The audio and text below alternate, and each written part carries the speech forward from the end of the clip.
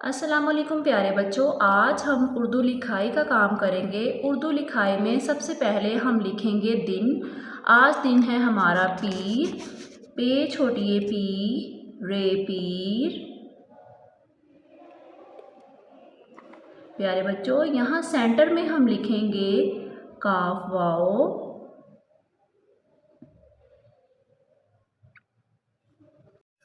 Okay, तारीख है हमारी 18 नवंबर 2024। प्यारे बच्चों, आज हमने करना है मेरा तारुफ। हमने अपने बारे में कुछ 5 लाइनें लिखनी हैं जिससे हमें पता चले कि हम कौन हैं, हमारा नाम क्या है, हमारी उम्र क्या है, हम कहाँ रहते हैं। इस तरह की हमने कुछ लाइन्स लिखनी हैं। तो चले, यहाँ हम सेंटर में लिखते हैं मेरा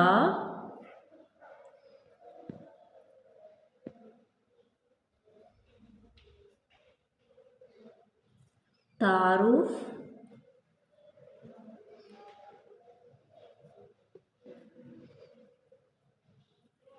तो प्यारे बच्चों, आज हम मेरा तारुफ की सिर्फ एक लाइन की मशक करेंगे।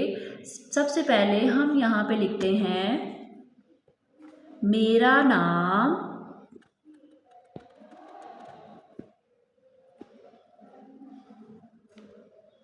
मेरा नाम।